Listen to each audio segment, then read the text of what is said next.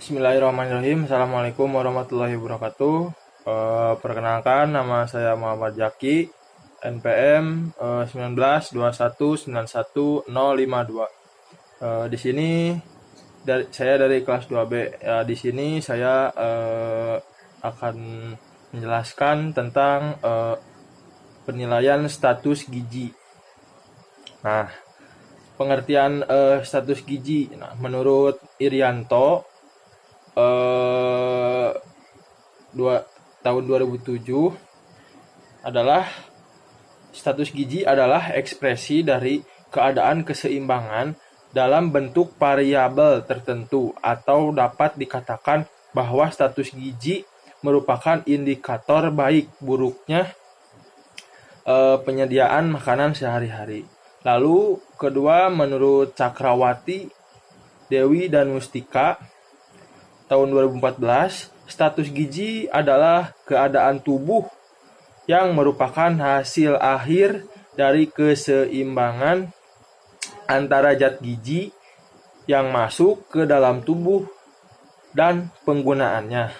Lalu menurut Al-Matsir tahun 2004, lalu menurut Ari dan Ruslianti 2013, status gizi adalah sebagian keadaan tubuh yang merupakan akibat dari konsumsi makanan yang berpengaruh dan penggunaannya zat-zat gizi dengan 4 klasifikasi, yaitu status gizi buruk, kurang, baik, dan lebih.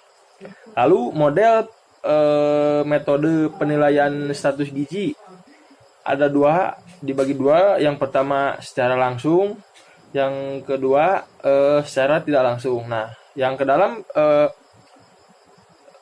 metode penilaian status gizi secara langsung, yang pertama ada antrometri, yang kedua ada klinis, yang ketiga ada biokimia, yang keempat ada biofisik. Lalu metode penilaian status gizi secara tidak langsung, yang pertama ada survei konsumsi, yang kedua ada statistik vital, dan yang ketiga ada faktor ekologi.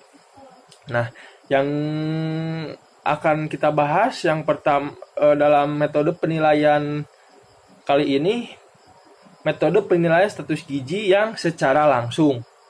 Yang pertama ada antropometri. Nah, pengukuran antropometri ini adalah suatu pengukuran terhadap dimensi tubuh dan komposisi tubuh. Lalu pengukuran antropometri ini bertujuan mengetahui status gizi berdasarkan satu ukuran menurut ukuran lainnya. Lalu pengukuran antropometri ini dapat dilakukan untuk mengetahui status gizi dengan berbagai cara. Yang pertama ada massa tubuh, pengukuran linear atau panjang, lalu komposisi tubuh. Nah, di dalam antropometri terdapat massa tubuh. Nah, penimbangan dilakukan dengan pakaian seminim mungkin, lalu tubuh dalam keadaan tidak berkeringat, lalu menggunakan alat timbang berat badan standar dengan ketelitian sampai 100 gram. Lalu yang kedua adalah pengukuran linear atau panjang. Nah, ini pengukuran linear biasanya itu untuk mengukur tinggi badan. Nah, pengukuran dilakukan dengan sikap berdiri tegak tanpa sepatu. Lalu pengukuran tinggi badan menggunakan pola sentimeter yang fleksibel dan tidak elastis, yang ditempelkan secara vertikal pada dinding atau tiang tegak, atau menggunakan alat pengukur tinggi badan atau stadiometer atau mikrotois. Lalu panjang badan. Nah, pengukuran panjang badan dilakukan pada balita berumur kurang dari 2 tahun atau kurang dari 3 tahun yang sukar untuk berdiri pada saat mengukur tinggi badan. Lalu ada pengukuran lingkar kepala. Pengukuran lingkar kepala ini biasanya dilakukan kepada anak untuk mendeteksi kelainan ukuran kepala besar atau hidrosepalus dan ukuran kepala kecil yaitu mikrosepalus. Lalu ada lingkar dada. Nah, pengukuran lingkar dada dilakukan pada anak berusia 2-3 tahun. Rasio lingkaran dada dan lingkaran kepala ini dapat digunakan sebagai indikator kekurangan energi dan protein atau cap pada balita. Lalu ada lingkaran lengan atas atau LLA Pitalia. Nah, pengukuran lingkaran lengan atas biasanya digunakan pada anak balita serta wanita usia subur. Lalu ada tinggi lutut. Nah, pengukuran tinggi lutut biasanya dilakukan pada usia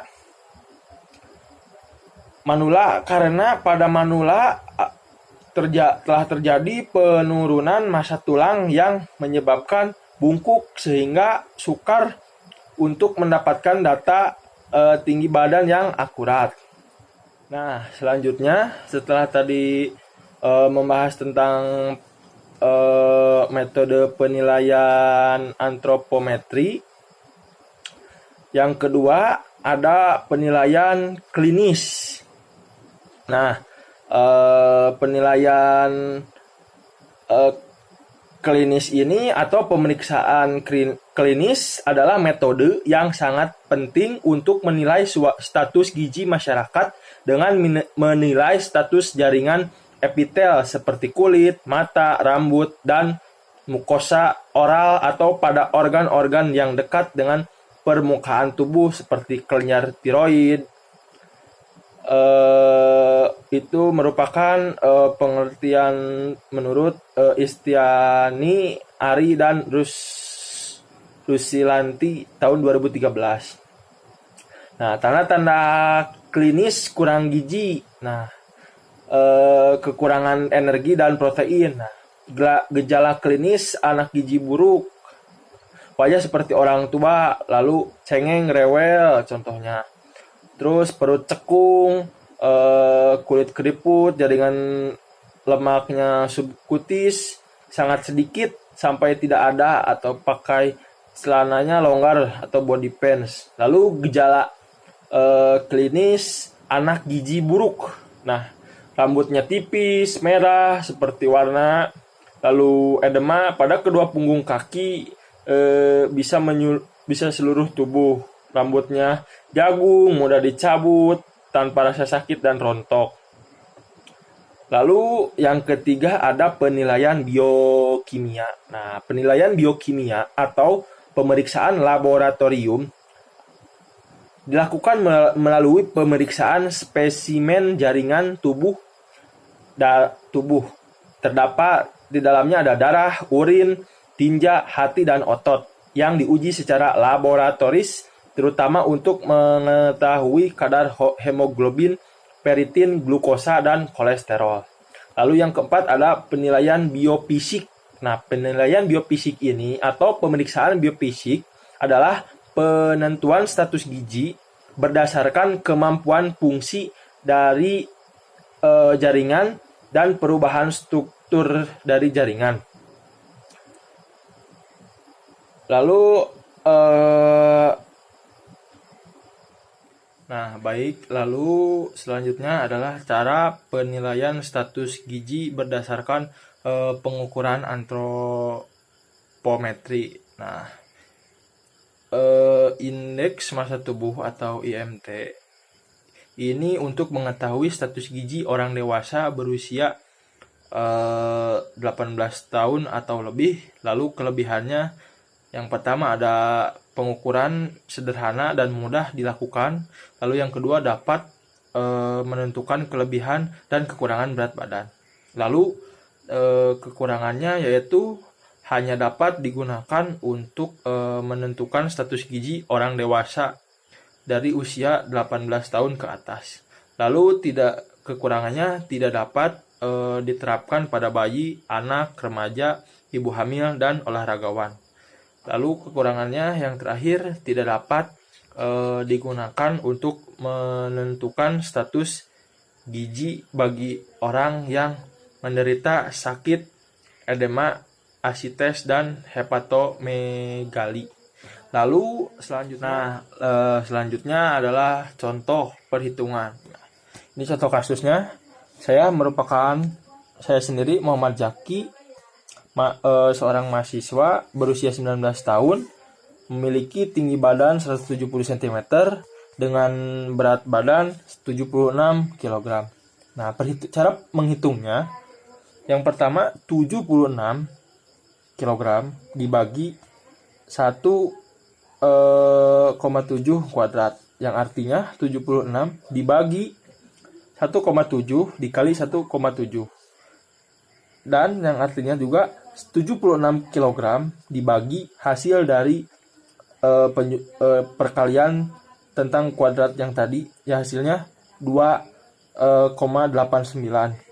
Lalu dan hasilnya adalah 2,26,3. Nah, berarti status gizi saya adalah kelebihan berat badan tingkat ringan, yang artinya gemuk atau overweight. Nah, cukup sekian yang dapat saya presentasikan. Kurang lebihnya mohon maaf. Billahi taufiq wal hidayah. Wassalamualaikum warahmatullahi wabarakatuh.